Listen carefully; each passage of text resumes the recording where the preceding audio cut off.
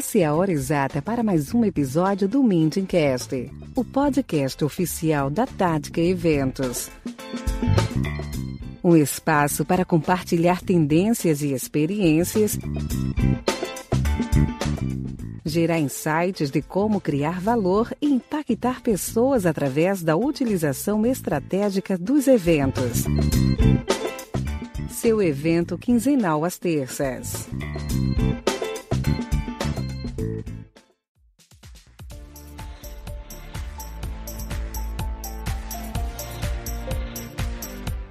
Olá, seja muito bem-vinda, muito bem-vinda ao episódio de número 10 do Meetingcast, que é mais um espaço para estarmos conectados e para conversarmos como conectar através dos eventos. Eu sou Sinara Cardoso, fundadora, lead de conexões e estratégias da Tática Eventos, e hoje para mim é um episódio super especial, porque é uma comemoração, é uma reverência ao dia 29 de outubro, Dia Nacional do Cerimonialista, e é um tema que quem me conhece sabe que eu sou apaixonada, sou uma defensora da causa, sou cerimonialista por opção e paixão, fui por necessidade no início, mas por opção e paixão, e é um tema que eu gosto muito de falar. Quem me acompanha nas redes sociais sabe que toda vez que eu tenho algum tipo de curso ou palestra que eu tenho que falar sobre cerimonial, eu geralmente uso a hashtag Pinto no lixo, de tão feliz que eu fico, porque é muito incomum nós termos pessoas que estejam dispostas a ouvir sobre cerimonial. E é justamente por isso que eu trouxe o convidado desse episódio, porque ele é um outro apaixonado, e nós temos uma missão, um propósito em comum, que é justamente disseminar o cerimonial como algo importante, estratégico, funcional, e que todo profissional que lida com eventos precisa conhecer e aplicar. O cerimonial e o protocolo são comumente vistos como uma burocracia ou formalidade. As pessoas no geral, e o pior, os próprios profissionais de eventos não conseguem perceber o valor estratégico que vai além das convenções sociais do cerimonial e do protocolo, e a importância e o impacto na imagem e nas relações e, consequentemente, nos resultados das organizações. Então, para além da funcionalidade do cerimonial e a sua forma de ser planejado e executado de forma estratégica, com métodos e processos, é que eu trago para vocês, tenho prazer de trazer para vocês, como convidado desse episódio, Pedro Amorim, que é consultor empresarial em gestão estratégica e cerimonial e protocolo. Pedro, muito obrigada por ter aceitado o convite, eu estou muito feliz. Então, Pinto no lixo, seja bem-vindo, e eu já vou começar te pedindo que você, por favor, se apresente, porque é um currículo primoroso, minha audiência, primoroso. Então, eu vou pedir a Pedro que ele se apresente e conte pra gente também a experiência dele como cerimonialista. Olá, Sinara. Olá, ouvintes. Eu estou muito feliz de estar aqui, Sinara, primeiro porque eu admiro muito o seu trabalho.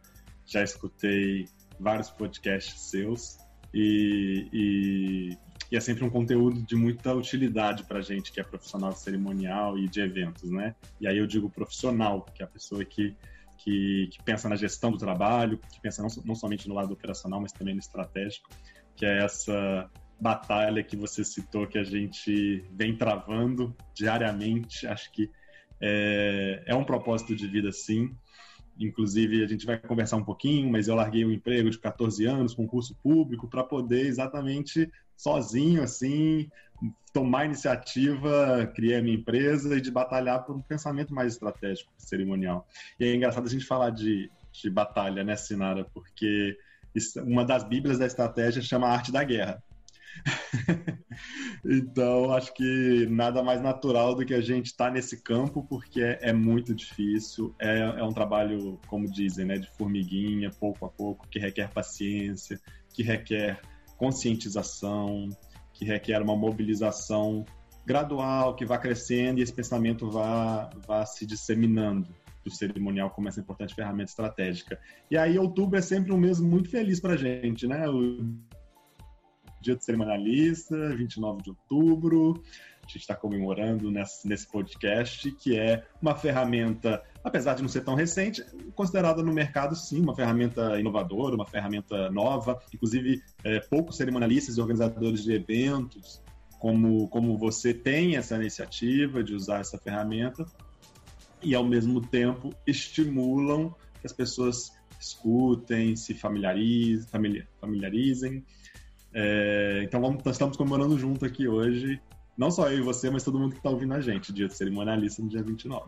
Eu costumo colocar que é como se nós estivéssemos na trincheira, sabe? É aquele pessoal que está de frente, na linha de frente das batalhas. Nós somos aqueles que estamos ali defendendo a casa, por mais que, né, muitos não consigam enxergar esse papel super estratégico que a gente tem de estar ali resguardando a imagem das organizações, as autoridades, as pessoas que personificam essas organizações, e é uma batalha também, porque a gente sabe, né, quem vive de eventos, quem é cerimonialista também, que não é ame ou odeie. Né? E tem uma abdicação, uma dedicação, uma necessidade de comprometimento, de estar muito ausente de casa, de família, né? Não tem nada daquele glamour que a gente sempre é apontado, né? Sempre tem aquela falsa ideia de que nós somos bons vivantes, que nós vivemos de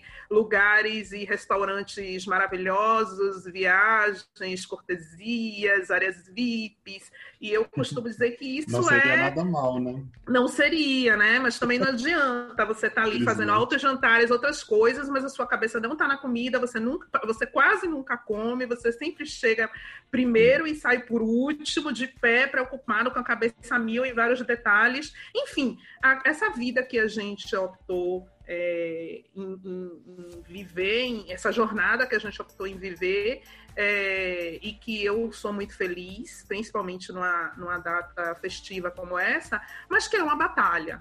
Quem opta sabe que é uma batalha, por isso eu sempre digo aos meus, assim, que aqueles que estão comigo na trincheira, né, como você, que é uma honra servir juntos, porque é uma escolha de vida que não tem glamour nenhum, diferente do que as pessoas pensam, inclusive para nós cerimonialistas que ainda temos essa... gente, eu não estou aqui abdicando, deixa eu fazer um parêntese, viu, Pedro, para minha audiência, porque eu sempre sou a estrategista de eventos, a produtora, a organizadora de eventos, e hoje eu estou aqui me autodenominando cerimonialista. Apesar de sempre colocar dessa forma, eu costumo dizer, eu sempre coloco essa frase, que nem todo organizador de eventos é cerimonialista. Todo cerimonialista é um organizador de eventos, mas nem sempre o contrário existe. Até porque a formação de um cerimonialista ele é muito profunda do ponto de vista da legislação, das convenções sociais, do estudo das relações internacionais, culturais, enfim, existe uma série de outros campos do conhecimento que o profissional de eventos que está ali na estratégia e na operacionalização nem sempre necessita dispor, aplicar essa informação. E o cerimonialista, pela própria questão da sua atividade, né, do seu ofício, ele precisa dessas informações complementares. É um a mais que o profissional pode galgar, e eu quero muito que você conte à audiência, né, como foi a sua entrada no cerimonial, como é que você optou por isso, né? Pode parecer que é uma coisa muito comum para relações públicas, mas enfim, eu queria que você contasse à audiência como é que foi essa seu chamado para a área e a sua trajetória profissional, e como é que você virou de cerimonialista a militante da profissão. Era um militante mesmo. Para você ver, esse tema é tão apaixonante que você pediu para eu me apresentar e eu já fui falando do cerimonial estratégico e da batalha, não sei o que, a gente esquece da gente mesmo, igual você falou, né? Então, um pouquinho da minha história, como é que eu caí nessa área de cerimonial. Bom, eu sou por formação, eu sou relações públicas, eu tenho, na verdade, uma formação um pouco diversificada. Dentro da comunicação, eu tenho formação tanto em relações públicas quanto em jornalismo. Mas eu sempre me interessei por essa área do empreendedorismo e uma outra área que é a de ciência política. Então, eu tenho algumas formações complementares em ciência política pela Universidade de Bolonha, na Itália, e também uma pós-graduação. É um tema que eu gosto bastante. Eu acho que dentro do mundo do cerimonial e das autoridades é importante a gente entender essas relações políticas que estão por trás e que acabam trazendo esse tema da estratégia também mais em voga. E tem também um outro lado aí de empreendedor, então tenho um MBA em gestão empresarial, tenho certificação em gerenciamento de projetos pelo PMI, né, pelo Project Management Institute, inclusive você também, nós somos colegas. E aí eu tento trazer, enfim, tenho aí algumas formações que são formações por gosto, são áreas que me interessam bastante e que eu fico tentando beber dessas fontes diferentes para poder fazer com que o cerimonial seja alimentado também por outros conhecimentos, outras áreas de conhecimento, principalmente essa área política e a área de gestão empresarial. E a partir daí que vem o meu encanto e a minha luta pelo cerimonial estratégico. Como relações públicas, eu trabalhei durante 14 anos na Petrobras, desses 14 anos, 12 anos como chefe do cerimonial. Foi aí a minha grande experiência como cerimonialista, como chefe cerimonial de uma grande empresa. Enfim, foram eventos em mais de 20 países, foram cerca de 2.500 eventos, o levantamento que eu fiz quando eu saí. Foi uma experiência bem, bem interessante e uma experiência onde eu consegui aplicar esses conhecimentos que eu falei para vocês, conhecimentos diversos, porque dentro de uma empresa, o cerimonial ele não pode se dar ao luxo de ser somente aquela área que aplica o decreto de precedência. Não pode. Dentro de uma empresa, você tem que estar ligado ao negócio da empresa, você tem que saber gerar resultados, você tem que saber mensurar o seu trabalho. Os dirigentes lá da empresa, a gente não podia dizer, cerimonial, a gente trabalha com imagem, a gente não dá para mensurar, não dá para vir com esse papinho. Você tem que mostrar gráfico, número, resultado, por mais que seja uma área de cerimonial. Então, eu comecei a implementar diversos planos de gestão, né, tanto estratégico quanto tático, vinculados ao plano estratégico da companhia, e ao longo desses 12 anos fui experimentando diversas ferramentas. A gente criou indicadores para medir a nossa atividade, a gente tinha um painel de desempenho lá, a gente criou um manual de qualidade para o cerimonial, não somente um guia operacional como a gente tinha, né, o guia de protocolo cerimonial da empresa, mas também o manual da qualidade, qual que é a nossa política de qualidade que a gente vai entregar para os nossos clientes, para os diretores, nos eventos, quais são os vínculos de reputação. Quando a gente fala de cerimonial estratégico, a gente está falando de gerar valor para a instituição onde você trabalha.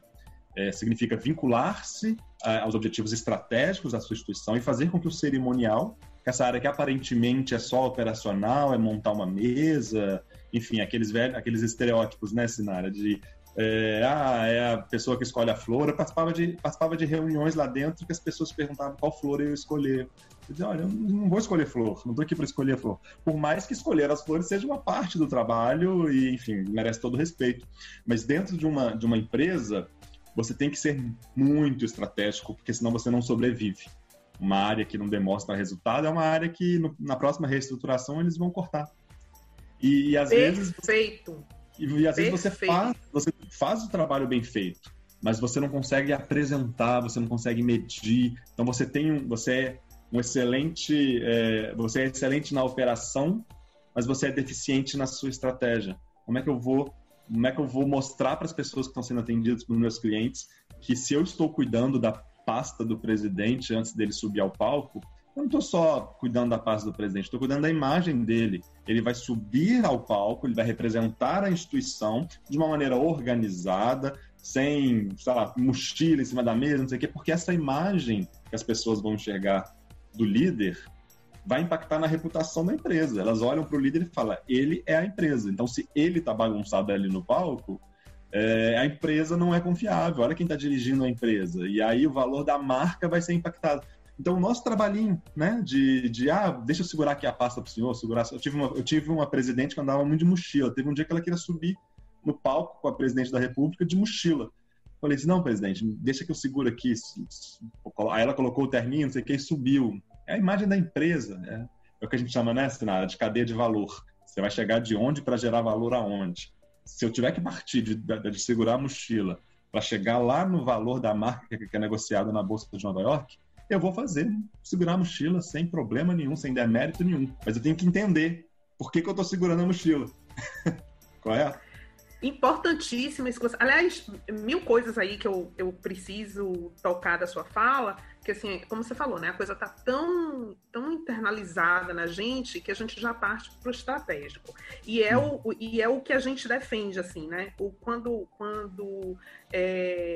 você é mais uma dessas grandes conexões que a pandemia me trouxe, né? Porque graças a essa possibilidade que nós tivemos, né, nos home offices, de estar estudando mais ali ligados às redes sociais, etc., foi quando eu tive conhecimento, acesso no seu trabalho. Na verdade, foi uma amiga, né, em comum que virou para mim e disse, ó, você precisa conhecer o Pedro, porque, tipo assim, ele é a sua versão masculina, ele fala das mesmas coisas que você fala, ele não tira a palavra... Ela falou assim, ó, ele não tira a palavra estratégico da boca.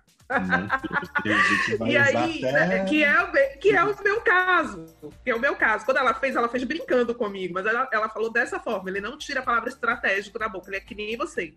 E... né, porque tudo meu, de alguma forma, está ligado à estratégia, muito antes de estratégia ser festejada da forma como ela é hoje. Né? O nome da minha empresa é Tática, não é por outro motivo. É porque se entende como a operação, aquilo que vai viabilizar a estratégia de alguém. Eu entendo eventos não como fim, simplesmente, mas como meio para atingir algo, como ferramenta estratégica de um objetivo, de um desafio que a empresa precisa vencer. Né? Então, isso que você falou é uma pérola, porque eu acredito, sinceramente, que essa ideia preconcebida do cerimonial que nós enfrentamos, que é simplesmente a burocracia que eu comentei no início, né? Ou então as convenções sociais, ou então uma série de regras que a gente precisa cumprir, protocolares, e dar prerrogativas às pessoas. Essa ideia que se cristalizou de que nós somos só isso, é justamente uma falta de entendimento de o quanto isso é estratégico, o quanto isso impacta na percepção do interlocutor, daquelas pessoas que estão ali no evento, numa solenidade, em relação à personalidade que está ali e à instituição que ela representa. Então, não consegue, muitas vezes, não é percebível, muitas vezes, não se consegue mensurar, muitas vezes, o quanto, para um profissional de eventos, é importante ter os conhecimentos de cerimonial e protocolo e fazê-los cumprir. E isso se dá muito, Pedro, eu penso, né? E, como eu te disse, sempre fazendo uma reverência aos cerimonialistas que vieram antes de nós, mas que eles não tinham essa garra que nós temos de fazer uma demarcação de território, ó. Vamos lá, não é que eu não estou aqui simplesmente segurando pasto, eu não estou aqui simplesmente escolhendo flor porque eu estou escolhendo flor, eu não estou aqui simplesmente tirando e colocando prisma e administrando lugares de mesa e quem representa quem. Inclusive, se você estiver recebendo uma comitiva chinesa, oriental, etc., escolher flor é uma parte muito estratégica do seu trabalho. Então, não é simplesmente não é a operação, é ao que ela está vinculada, qual que é a estratégia que está por trás. Você vai oferecer colocar uma flor que é branco, que é de luto, que é lírio, enfim, tem toda uma parte estratégica. Isso, mas é porque eu acho que a discussão antes ficava muito em simplesmente transmitir, além dos decretos, além das questões oficiais, obviamente, em transmitir o operacional, como você falou. Fazer com maestria o operacional. A gente não tinha aquelas pessoas que aguerridamente, somos poucos, né, mesmo no cerimonial tradicional, que aguerridamente defende a postura estratégica de quem está ali. Então, é um dever do cerimonialista mostrar o seu valor. Mostrar a importância do seu trabalho, a função do seu trabalho, como você colocou, ao que leva o ter ou não ter a figura do cerimonialista, o que pode impactar na organização. Eu acho que é uma responsabilidade nossa hoje de mostrar à sociedade essa importância estratégica, e aí você entra de uma forma e muito importante na sua verdade, nos conteúdos que você leva, que é disseminar a utilização de procedimentos, de ferramentas e de método para fazer isso. Porque, como você falou, você só vai ganhar respeito do interlocutor quando você tem a mesma linguagem que ele. Exatamente. Né? E quando você mostra que você tem método, que você mensura o que você faz. Não é uma coisa feita de forma cabalística, porque a flor é mais bonita ou porque a cor combina com algo. Existe um porquê de estar ali e eu tenho consciência do que eu estou fazendo. Eu acho isso perfeito e eu queria que você comentasse também, entre outras coisas, em que momento você despertou para isso? Dentro da sua atuação, ou quando você resolveu atuar como cerimonial, quando é que você desperta para isso? A necessidade de trabalhar na empresa privada? Foi muito natural, assim. Desde na época da faculdade, eu já participava de movimento Empresa Júnior, né? Tinha lá a empresa, fui diretor da Brasil Júnior. Então, essa coisa do empreendedorismo, ela traz essas necessidades, né? O ambiente empresarial, o ambiente corporativo, ele traz com ele junto essa questão de ter um planejamento estratégico, de ter objetivos de negócio, de ter métodos. Então, na verdade, a questão de trazer isso para o cerimonial foi porque isso já fazia parte do meu dia a dia. Então, quando eu assumi a chefia do cerimonial da Petrobras, eu já pensei, como é que eu posso criar um plano tático aqui? Né? Como é que eu posso medir esse trabalho? E aí, aos poucos, e isso é importante, aos poucos, de acordo com a maturidade da equipe em estratégia, a maturidade do ambiente, né, do gabinete, de onde eu trabalhava, ia permitindo, a gente ia expandindo. Mas eu deixava sempre claro, a Lu tem razão, assim, a palavra estratégia não sai da minha boca, e para mim, se você tem aquela frase lá do profissional e de cerimonialista, nem todo cerimonialista é um profissional de eventos, a minha é: todo cerimonialista deve ser um estrategista. Todo cerimonialista deve ser um estrategista. Ele tem que trazer isso para poder trazer mais respeito, para trazer valorização da atividade. E não é nenhum demérito, Sinara, é bom para quem estiver ouvindo a gente, porque a gente está falando aqui um pouco do operacional, etc. Não há nenhum demérito no operacional. Nenhum. O operacional é muito importante, mas é muito além disso que a gente tem que fazer. É legal esse tema que você trouxe, o título, né, cerimonial estratégico, muito além das formalidades. É porque é muito além do operacional, muito além do decreto. O decreto tem que ser conhecido, tem que ser dominado, tem que ser... O cerimonialista, ele tem que entender perfeitamente, ele tem que ser ali o senhor das formalidades. Para ele poder flexibilizar em alguma coisa, ele tem que dominar, senão ele vai fazer coisas erradas. Então, não existe nenhum demérito no operacional, assim como não existe nenhum demérito nas tradições, né? Quando a gente fala de inovação, sempre que eu falo de inovação, eu não contraponho a tradição. A tradição, ela é essencial, a tradição é que pavimentou o caminho. A tradição do cerimonial, aquele cerimonial mais tradicional, etc., ele construiu um caminho, uma base, em cima da qual a gente vai poder implementar inovações. Até que essas inovações sejam utilizadas pelos cerimonialistas, sejam respeitadas, se tornem ao longo do tempo tradições, e aí daqui a algum tempo o que é inovação hoje vai ser tradição e vai vir uma outra inovação em cima para aperfeiçoar. Então não é substituir, não é uma briga entre tradição e inovação. O operacional é importante, a tradição é importante, mas a gente tem que falar muito, muito além disso. E eu tenho visto, Sinara, nos webinários que eu tenho feito, nas palestras e até nas minhas redes sociais, que muitas vezes quando eu trago um conceito novo, um conceito de gerenciamento de projetos, aí eu falo o que significa definir escopo, o que significa ter um termo de abertura de um projeto, ou o que significa ter um quadro Kanban, no caso da metodologia ágil, Scrum. Muita gente, muitos cerimonialistas que têm participado dos meus eventos, dos meus cursos, eles acabam percebendo que algumas coisas ali eles já fazem. Eu já tenho um quadro mais ou menos que eu faço isso. Quando eu faço um brief com o cliente, eu já crio ali mais ou menos um termo de abertura. Então, ele começa a entender similaridades entre o que ele faz no dia a dia e entre o que é respeitado como melhores práticas de mercado. E por que isso é importante? Porque a gente vai ser respeitado como uma ciência quando a gente tiver uma linguagem técnico-científica. Então, saber aquilo que você faz, você saber que tem um nome, saber que tem um conceito por trás e saber que tem uma prática que é considerada referência de mercado. Então, aquela anotaçãozinha despretensiosa, etc., se você colocar num determinado formato e colocar a serviço de alguma coisa, para gerar um resultado, para gerar depois um dado que você vai apresentar, uma informação. Então, aí sim, você vai ser respeitado como um cientista, né? Utilizando a sua atividade como uma ciência, porque você vai saber dar os nomes corretos, os usos corretos e as ferramentas corretas. Então, essa linguagem técnico-científica que a gente fica falando e que a gente traz aí, no caso de projetos que a gente traz do PMI, ou no caso de quando a gente fala de imagem e reputação, que a gente pode trazer do Reputation Institute, a gente fica bebendo dessas fontes para contribuir para que o setor de cerimonial seja visto de uma forma mais integrada e mais respeitada. Não é ali o beabá do cerimonial que vai trazer esse diferencial, mas o beabá, assim como a gente, quando está aprendendo a ler, tem que saber o abecedário, ele é essencial. O beabá do cerimonial é essencial. Mas se você quer crescer, se você quer ser respeitado, valorizado, tem um mundo além disso. E aí, quando a gente entra no campo da estratégia, que, enfim, eu bebo na fonte do Mintzberg, provavelmente você também, que fala da estratégia como um plano, ou como um estratagema, ou como um padrão, um posicionamento. Olha a quantidade de possibilidades que um cerimonialista pode usar quando ele vai organizar um evento. Minha estratégia de posicionamento com esse evento, qual vai ser? X.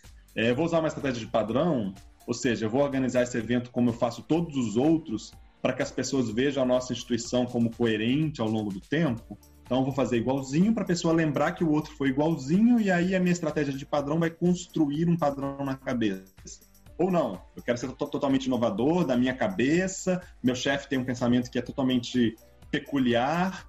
Então, aí o Mintzberg diz para a gente, você pode usar a estratégia como uma perspectiva, como algo que vem da intuição daquele gestor, do trabalho que ele não necessariamente de dados do mercado, mas do que ele tem na cabeça dele.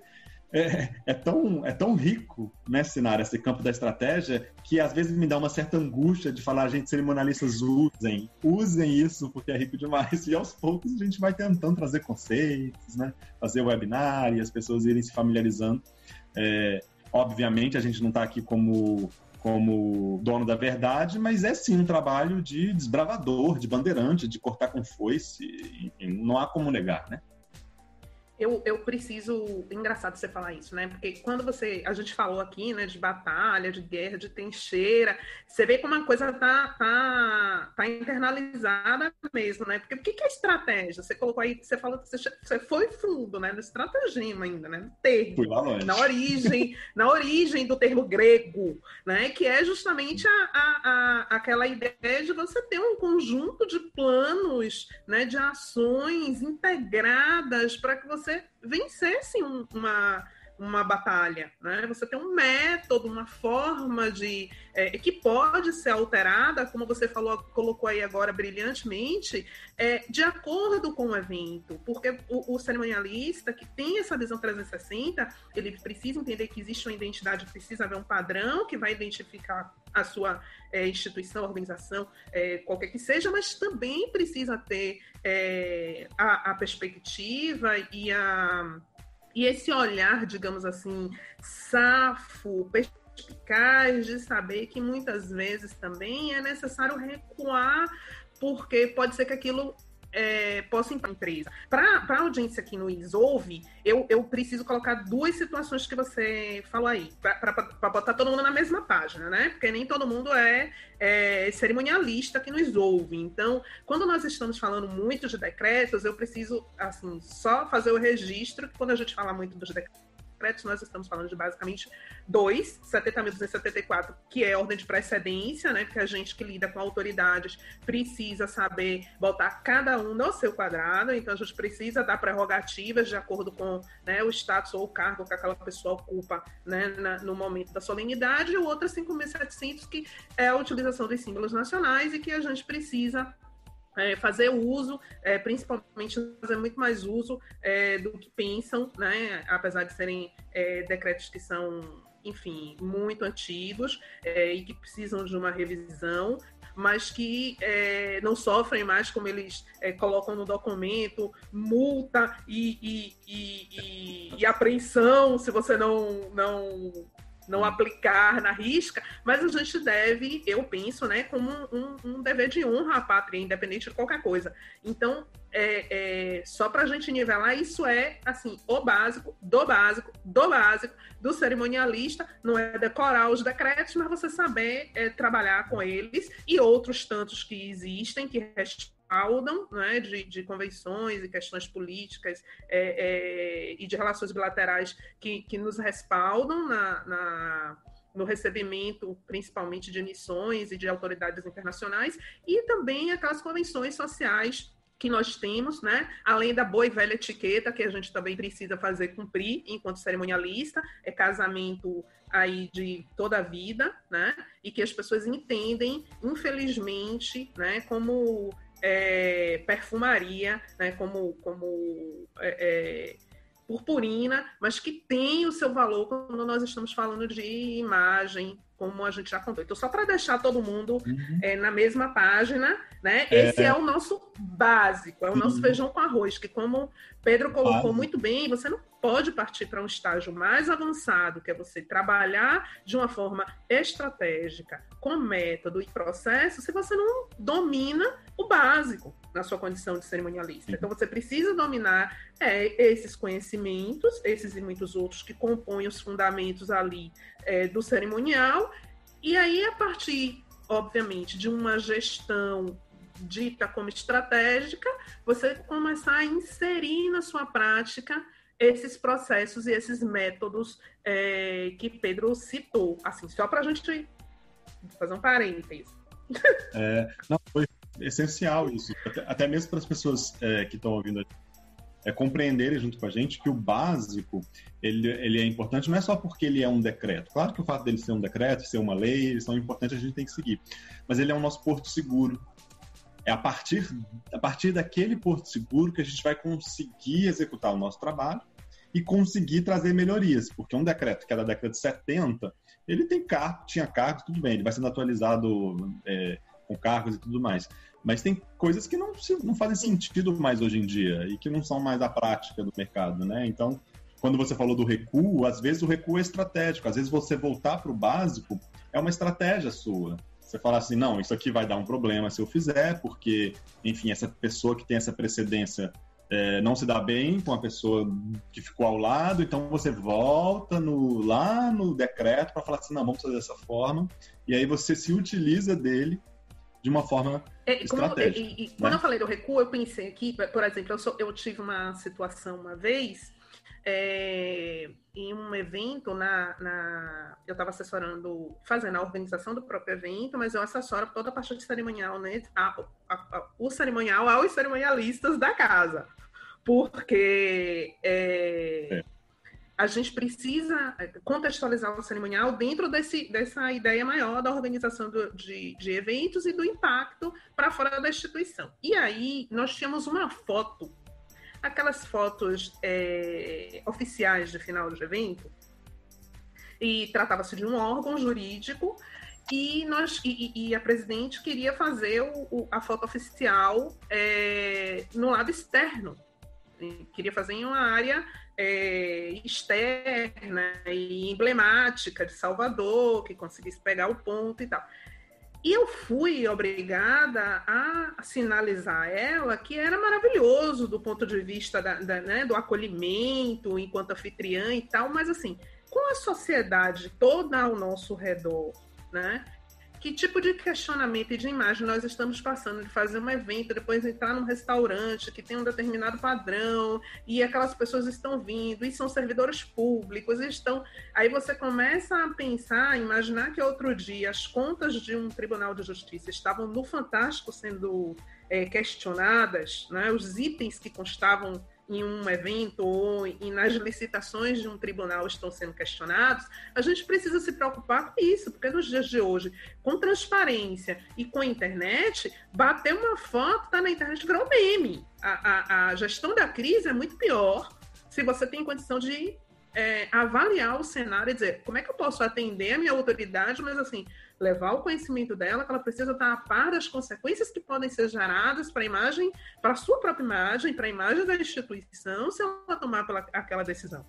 Então, precisa saber o protocolo de uma foto oficial, mas você precisa ter essa visão estratégica em mostrar ali a pessoa que você está assessorando no momento, prós e contras de determinadas atitudes, né? Então, eu acho que o estratégico, ele perpassa por isso. E para a gente, mais uma vez, nivelar a nossa audiência, eu queria muito que você colocasse, assim, na sua opinião, ou na nossa, né? Porque a gente está, como eu disse, a gente tem um pensamento muito uníssono, muito igual.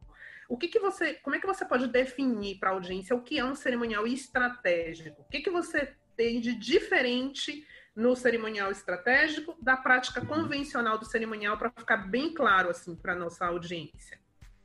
Depois eu vou entrar na história do PMP, que eu acho que é um capítulo à parte, que eu preciso conversar com a audiência, porque eu acho que é um bálsamo, né? Que eu não posso deixar de comentar. Não, com certeza.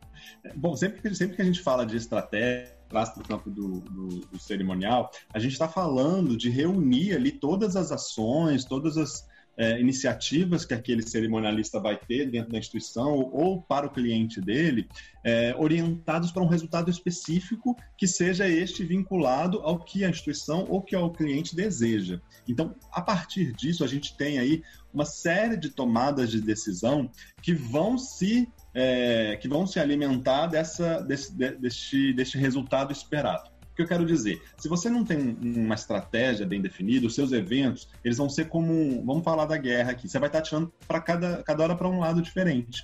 Você tem que saber mirar. E como os eventos são instrumentos, e o cerimonial é um processo que te utiliza desses instrumentos, a gente precisa utilizá-los para um resultado específico que esteja alinhado. Então, quando eu falo de cerimonial estratégico, é sempre se questionar, ao você executar uma determinada tarefa, ou desenvolver um produto, ou organizar um evento, qual que é o direcionamento que você vai estar dando a ele, que vai extrapolar a experiência das pessoas naquele ambiente. O que eu quero dizer? Você falou de imagem e reputação. O evento ele vai durar 1 hora. O impacto do seu evento ele pode durar dias, semanas e até meses. E é esse pensamento que tem que ser estratégico. Você não tem que pensar só naquela 1 hora de evento. Você tem que pensar o que você vai poder gerar a partir daquele instrumento. Sempre lembrando, né? O evento é um instrumento, é um projeto. E aí a gente entra daqui a pouquinho nisso. O cerimonial ele é muito mais que isso. Ele é um processo que tem um impacto muito poderoso. Então, cerimonial estratégico é isso. Tinha um chefe de cerimonial do Itamaraty, o Rui Casais, já tem um tempo que ele foi chefe de cerimonial, que ele sempre dizia que cerimonial é quem senta ao lado de quem. E quando a gente pensa, poxa, mas é uma visão tão reducionista, uma visão tão operacional, etc., ele dizia não. Quem senta ao lado de quem significa quais relacionamentos eu vou construir a partir daquele posicionamento. Quem eu vou escolher, de que forma para interagir com quem e para eu ganhar qual resultado depois que o evento acabar.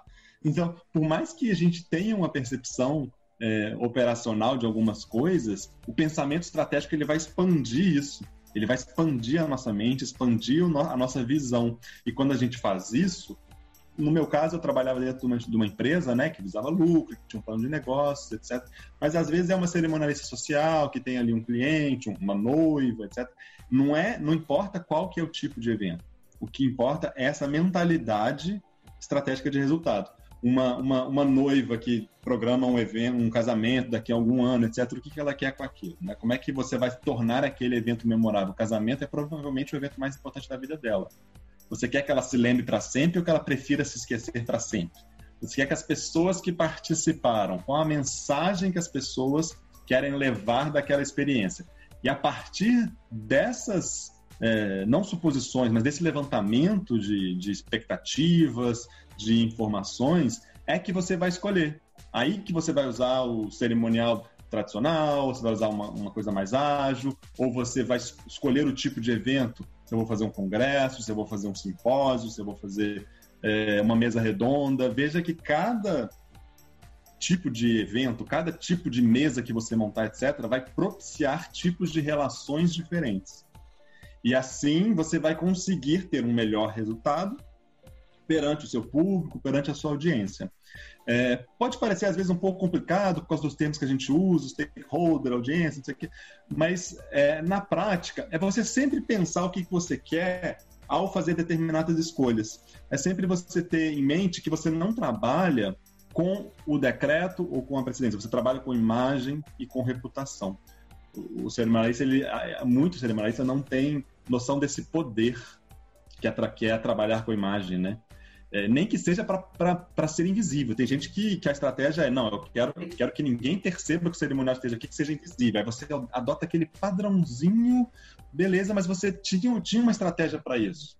Você não fez só porque sempre é feito, você fez porque o seu objetivo ali era passar despercebido, porque o conteúdo é que tinha que sobressair, não eram as dinâmicas, não era a interação, eu não queria interação da plateia, eu queria foco 100% naquele conteúdo, daquele palestrante, etc. Então você escolhe estrategicamente as ferramentas, o formato, o tipo, como se darão as interações, etc.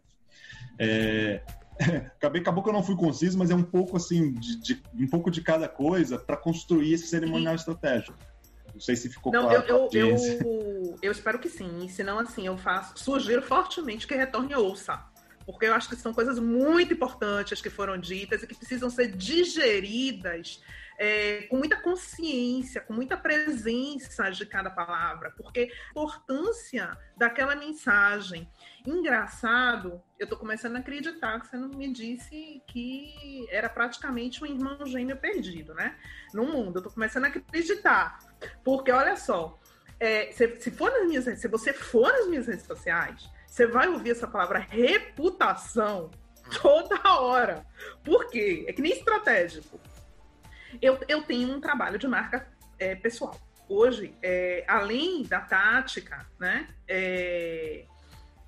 Alguns ouvintes sabem da minha história, mas eu vou te pedir licença e vou colocar de novo e até trazer para o Pedro, né? Porque eu não sei se o Pedro em si conhece, mas eu tive uma entrada na área de eventos como promotora.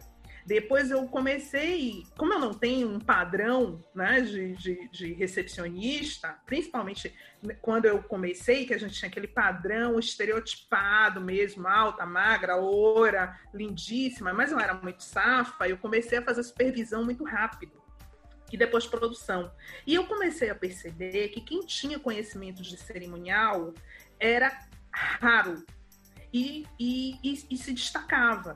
Uma recepcionista que soubesse fazer uma plenária, ela tinha um outro valor, porque a gente sabe que é raro. Então, o que eu fiz? Comecei a estudar cerimonial e protocolo. Isso ainda na faculdade, tá? E aí, quando eu comecei a estudar cerimonial e protocolo e me formei, comecei a trabalhar como professora na área inicialmente e depois como chefe de cerimonial acadêmico, eu já estava cerimonialista, né? Porque eu incorporei isso como a minha prática diária, me submeti ao CNCP, que é o Comitê Nacional de Cerimonial Público. Eu sou de uma época em que a gente tinha que submeter o currículo para apreciação e aceite na entidade, não é como hoje, que é muito mais liberal e receptivo. Naquela época era realmente um petit comitê para você estar ali. Quando eu resolvo empreender, né, eu dou de cara com o PMI. É o meu primeiro grande projeto, né, o primeiro grande cliente.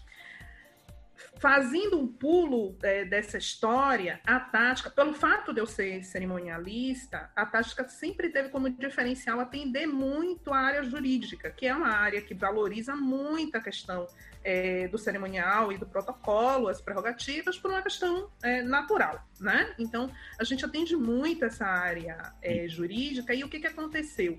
Eu me via, enquanto cerimonialista, atendendo aquele evento, a instituição, e fazendo quase que um trabalho personalizado com a autoridade, de imagem, de marca com a autoridade. A coisa aconteceu assim, muito, muito fluida, né? Eu ficava, às vezes, 7, 8 meses tomando conta de um congresso ou para um evento acontecer, e eu me via ali cuidando da imagem daquela pessoa, de marca pessoal. E aí eu comecei a perceber que aquilo poderia ser um outro negócio, né, a médio prazo. Depois vieram algumas amigas e média trends, inclusive uma que é relações públicas, que diz que eu não sou relações públicas de fato, mas sou de direito, de tanto que eu estudei na área. Mas ela trabalha com média training, com a formação e a preparação de porta-vozes, e eu entrava com esse diagnóstico de imagem e tal. E aí começo a fazer o trabalho de marca pessoal a partir daí, né, que eu acabei desengavetando há pouquíssimo tempo na pandemia como uma outra possibilidade de negócio que todos nós fomos levados a nos reinventar. Era algo que eu já fazia veladamente para políticos, para autoridades, de forma muito 1 a 1 para quem pedia, e eu acabei externalizando no trabalho. Mas esse trabalho de marca pessoal, na minha maneira de ver, está muito calcado no meu histórico como cerimonialista, e eu trabalho em cima de reputação. Reputação faz a sua competência chegar antes de você. E, para mim, reputação é diligência, é perícia e diligência, sabe? Que são coisas que eu trago do cerimonial. É uma bagagem, né? A própria chegada no trabalho de marca pessoal veio da minha história como cerimonialista, pela atenção às convenções sociais, à etiqueta, enfim, ao controle daqueles ambientes ali onde você tem muitas autoridades. Mas isso tudo eu estou relatando porque eu, trabalhando as pessoas, primeiro as organizações e depois as pessoas que, de alguma forma, personificam ou estão à frente de uma organização, às vezes empreendedores pequenos, donos dos seus negócios, profissionais liberais, até grandes políticos, tudo passa por essa reputação que, na verdade, é berço, é base do que a gente vê no cerimonial e protocolo. Não posso deixar de comentar isso. E a outra coisa que eu queria comentar... Não, mas é importante você comentar isso, porque eu acho que é uma das visões mais poderosas que a gente pode ter. E hoje em dia, inclusive, reputação é o que faz as marcas terem o valor que elas têm. Não é só a qualidade do produto, não. É a reputação da marca, da empresa ou da pessoa. Então, a gente tem que pensar na reputação dos nossos clientes, da nossa instituição, e na nossa também. Como é que eu, cerimonialista, vou construir a minha reputação? Reputação, já que a gente está falando bastante de conceito, né, Sinara? Um dos conceitos de estratégia do Mintzberg também é que estratégia é aquele comportamento consistente ao longo do tempo. E o conceito de reputação é exatamente esse somatório de imagens, né? Essa consistência ao longo do tempo que vai construir a reputação. Não é um evento. Um evento você pode passar uma boa imagem, e aí a diferença de imagem e reputação. Então você fez um bom evento lá como cerimonialista, como organizador. Legal. Você não construiu uma reputação com o seu público, você passou uma boa imagem. Isso é o começo. Agora, você adotando as estratégias ao longo do tempo, em vários eventos, com certeza você vai estar construindo uma reputação com seus clientes. Se você é um profissional liberal, um cerimonialista que trabalha sozinho, etc., isso vai estar em tudo que você faz. Na maneira como você publica nas redes sociais, a maneira como você executa os seus eventos, tudo isso é construção de reputação. E muitas vezes as pessoas não se atentam e aí não conseguem ter as pessoas não sabem, o público delas não sabe avaliar aquele cerimonialista, né? A reputação tem a ver com o valor que a gente dá, né? Assim, a avaliação que a gente... não é à toa que reputação é medida, né? Você bota 5 estrelinhas, 4 estrelinhas, etc. E a pessoa não vai saber nem avaliar você, porque o seu conteúdo é tão difuso, ou seus eventos, eles não têm ali uma identidade, uma maneira de ser, uma maneira de fazer, que, olha, essa aqui é a cara da Sinara, essa aqui é a cara do Pedro. Hoje, se eu falo em estratégia, eu penso no Pedro. Se eu falo em estratégia, eu penso na Sinara. O que é isso? É uma reputação. Coerência. A palavra não sai da nossa boca, também. O tema não sai dos nossos webinários. Coerência, consistência ao longo do tempo. As pessoas têm que se atentar a isso e olhar o evento como uma ferramenta para isso. Eu acho que para construir eu algo acho que você falou tempo, aí, né? É importantíssimo. Coerência, né? Um alinhamento do que você fala, do que você faz, do resultado do teu trabalho, do que você apresenta nas suas redes sociais, no seu trabalho offline, porque reputação não é uma coisa que se constrói online, reputação é algo que é vivido no offline, é na vida real que acontece, né? O que as pessoas chamam de posicionamento ou autoridade digital, que é você ficar ali colocando a sua opinião, se posicionando, falando sobre algo, é uma questão dentro do formato digital, ele é vazio se você não está ancorado em algo que precede isso no offline. É a história da coerência e da consistência, como você colocou aí super bem. Eu acho que a reputação é com base nisso. Um trabalho de marca pessoal ou um trabalho de um cerimonialista, seja ele público, privado, autônomo, social, enfim, qualquer que seja, um organizador de eventos de uma forma mais ampla, para ele adquirir essa reputação em seus eventos, a coisa precisa preceder a ele, né? Precisa falar mesmo na ausência dele, como eu costumo dizer. Você pode me odiar, mas você não tem contrafatos no argumento. Você não pode não atestar que existe uma qualidade e uma competência ali, independente da sua relação ou do que você pense da pessoa, por exemplo. Então, reputação é algo muito maior do que questões, por exemplo, pessoais.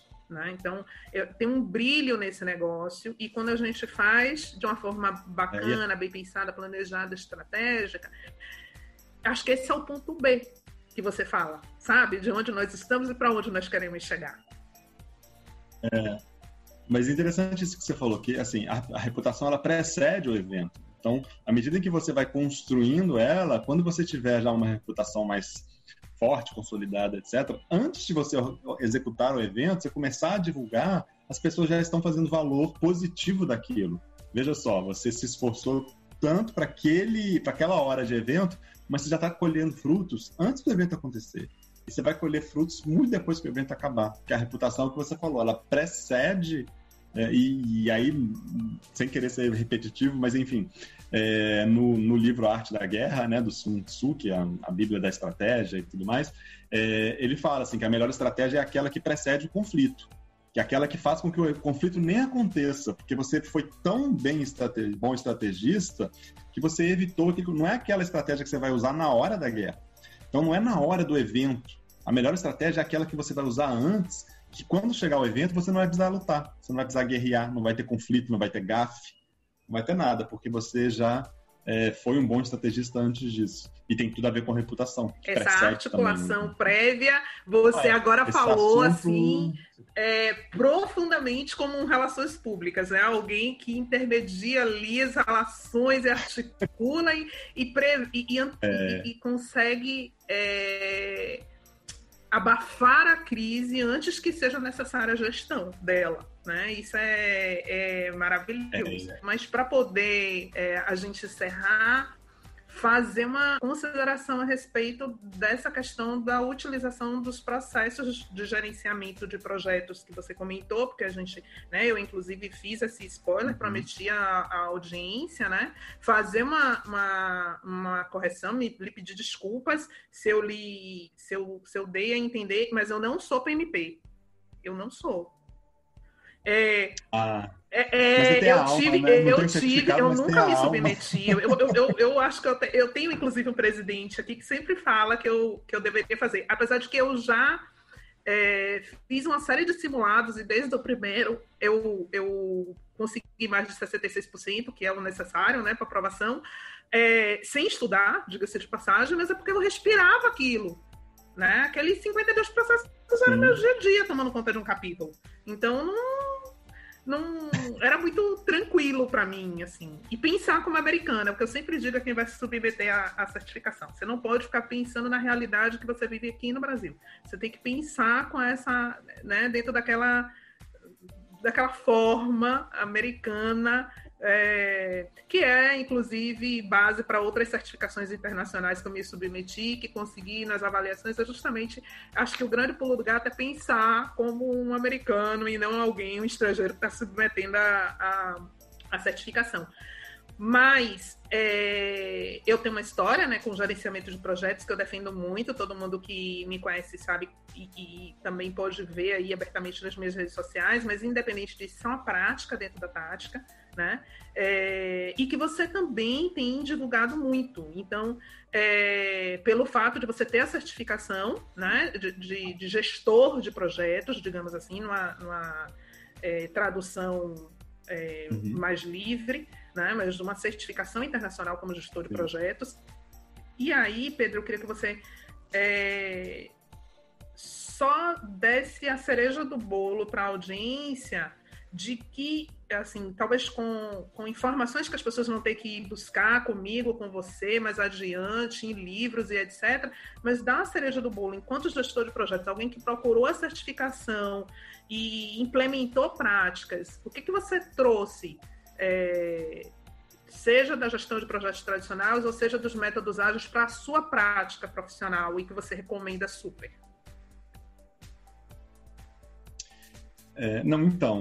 Essa questão do gerenciamento de projetos é porque quando eu fui ao longo do tempo desenvolvendo métodos e práticas de cerimonial estratégico, eu acabei desenvolvendo um método que conjugava todos eles, que eu chamo de gestão diamante, que é inclusive o nome da minha empresa de consultoria. E a gestão diamante, ela pressupõe 8 dimensões de gestão para você ter aquele diamante completo da gestão estratégica dentro do cerimonial. E quais são essas 8 dimensões?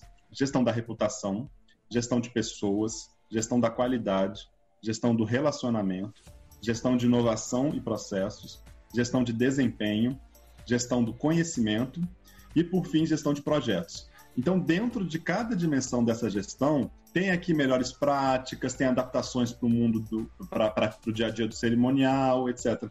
E eu estou desenvolvendo um curso a partir dessa gestão diamante, só que enquanto o curso não está pronto, eu tenho feito webinários específicos de cada dimensão. Então, fiz um webinar de cerimonial ligado à reputação e imagem, fiz um webinar de gestão da inovação, chamava até Quem Tem Medo do MC Robô, Mestre Cerimônias Robô, falando de inovações, e aí fiz esse webinar de gerenciamento de projetos. Então, aos poucos, eu tenho trazido um pouquinho de cada dimensão dessa para o dia a dia, e isso faz com que as pessoas comecem a ter a compreensão do todo a partir das partes. Então, quando a gente pensa em gestão de projetos, eu nunca penso nela de uma forma isolada, eu sempre penso nela dentro do diamante. Como é que a gestão de projetos vai conversar com a gestão da reputação, vai conversar com gestão da qualidade, vai conversar com gestão da inovação, por exemplo. E como a gestão de projetos, o gerenciamento de projetos é uma atividade bastante sólida no mundo inteiro, então a gente tem aí, nesse caso, dessa dimensão, a bênção de ter aí um guia do PMI, por exemplo, que é um guia de melhores práticas em gerenciamento de projetos. Então, ele vai trazer para a gente não uma metodologia, mas assim, boas práticas, como é que tem se alcançado bons resultados a partir de determinadas práticas. Então, partindo do princípio de que todo evento é um projeto, por quê? Porque todo evento é temporário, assim como é um projeto, todo evento é executado por pessoas, um projeto, enfim, todas as características de esforço temporário, resultado único, que é o conceito aí do projeto, também tem a ver com o evento. Todo evento é um esforço temporário que tem um resultado único. Você pode tentar repetir igualzinho o evento amanhã, mas o resultado de amanhã vai ser ligeiramente diferente. Então, assim, o produto que você gera é único. Então, por que não trazer as práticas de gerenciamento de projetos para gerenciar eventos? Por que não trazer ferramentas como, por exemplo, uma estrutura analítica de projeto, que aí são algumas linguagens mais técnicas, né? Mas, digamos, a estrutura analítica de um projeto é o organograma daquele projeto. Então, pensa no organograma de uma empresa, aí você tem ali os departamentos, etc. Agora, pensa que se o seu evento fosse uma empresa, como é que seria esse organograma? Quais são as partes que o compõem? Quais são as entregas que você vai ter? E aí isso se aplica muito bem. Ou, por exemplo, um termo de abertura. Um termo de abertura de um projeto é aquele documento que autoriza o início do projeto, que traz informações iniciais para que aí sim ele seja planejado, né? Ele antecede o planejamento de um evento, de um projeto. E por que não de um evento? né? Por que não fazer um termo de abertura onde eu vou consolidar algumas informações ali básicas, simples, vou mostrar para o meu gestor, para o meu patrocinador, para o meu chefe, e ele vai autorizar o início do planejamento daquele evento. Tudo que o gerenciamento de projetos pode trazer e que faz com que seja o trabalho de organizar eventos mais estruturado, mais organizado, eu acho que é positivo. E é nesse sentido que a gente fica bebendo nessas fontes. E os métodos ágeis é a mesma coisa, né? Por que a Toyota montava um quadro gigante lá com cartõezinhos dizendo em que fase de produção estava cada parte do carro? Por que esse quadro gigante não pode ser um quadro na minha sala, onde o meu evento vai ser dividido em partes e a partir daquele quadro pequeno com post-it, que é chamado Kanban, por que eu não posso gerenciar o meu evento visualmente para todo mundo saber em que parte do evento está em qual fase de produção, de andamento, né? Então, são esses links, né? Gerenciamento de projetos aplicado a cerimonial e evento, dentro dessa visão diamante que eu tenho, que eu trago, é como que essas práticas que às vezes parecem muito longe podem beneficiar a gente aqui no nosso quadradinho, né? No nosso cantinho e tudo mais. E aí, enfim, a gente ter o PMI com um guia de melhores práticas ajuda muito, né? Aí não precisa ser tão desbravador assim, a gente precisa ser só um intérprete daquelas práticas, daquelas ferramentas para a realidade nossa de eventos cerimonial. E eu acho que só beneficia, então, por que não? Perfeito. Eu comentei com você que você era o 4º ser humano que eu conheci utilizando gestão de processo, assim, você falou, né, no guia do PMI que a gente chama de PMBOK, né, que assim, utilizando ali como base, né, na tática, a gente usa ainda termos de abertura de projeto, TAP e EAP, que é a análise, né, a estrutura analítica do projeto. A gente entende que a gente faz gestão de portfólio, porque, como você colocou muito bem, cada evento é um projeto, né? A gente entende o escritório como um PMO. Então, é uma concepção que veio graças a esse primeiro cliente, que depois virou um grande parceiro e que me mostrou um mundo de possibilidades e que depois a gente vai adequando, utilizando, porque uma coisa muito importante é registrar, gente, que qualquer empresa de qualquer tamanho pode utilizar essas práticas. Não é algo que é porque o Pedro veio da uma Petrobras, ou porque a Tática tem 14 anos. Não é isso. A Tática era pequenininha, tinha 1 ano, quando teve a bênção de encontrar o PMI pelo caminho, e a gente adotou aquilo. Agora, óbvio, você vai adotando aquilo que vai fazendo sentido para você e vai criando robustez à medida que você vai aprofundando na coisa. Mas você vai adaptando para a sua realidade, né? Se você, igual eu falei, você não precisa ter um quadro gigante como o da Toyota, mas você pode organizar pequenininho ali, no tamanho de um quadro. Hoje eu faço um bem casado, um melhor do que vem para mim, tanto do gerenciamento tradicional quanto de métodos ágeis. Né? Aquilo que se adequa à minha realidade. Eu não abarco tudo de ambos, ou criei uma questão separativista de um ou outro. Né? Hoje a gente vai utilizando e agregando aquilo que, como você colocou muito bem, faz sentido para mim e se adequa às nossas possibilidades e à nossa realidade. E isso vai levando. Pedro, eu espero sinceramente que a audiência ouça e ouça novamente a nossa conversa. Eu achei muito rica. Eu quero te agradecer demais por ter aceito o convite, por ter dividido o seu conhecimento, a sua experiência, provar que é possível, sim, não existe nada de colérico, nem de monstruoso, nem de complexo, e que estratégia e ser estratégico é muito mais simples, pode ser prático, e é muito mais uma questão, como eu coloquei, de posicionamento, de presença, de você ter consciência de que você sabe quem você sabe qual é, com o que você trabalha, você sabe onde você quer chegar, que resultado você quer entregar. É muito mais uma questão de consciência, ser estratégico, que obviamente vai se respaldar naquelas coisas que a gente falou, buscar perícia, ter diligência no que faz, e com isso chegar a uma reputação favorável, mas eu acho que é muito, muito importante o seu recado, a nossa luta aí de mostrar que os profissionais de eventos, os cerimonialistas, para serem vistos, né, percebidos, porque valor a gente precisa dar e ser percebido, né? Como valoroso, como estratégico, passa por essa consciência, por essa adoção de métodos. É isso que vai fazer com que a gente consiga se posicionar bem. Então, eu quero te agradecer demais por conseguir demonstrar isso para a audiência na prática, né? Não somos melhores que ninguém, somos pessoas que buscamos exercer essa verdade e estudar, obviamente, né? Bastante, para poder aplicar de uma forma respaldada, mas que é possível e é muito mais simples do que o glamouroso, né? Utilizar a palavra estratégia. Viver.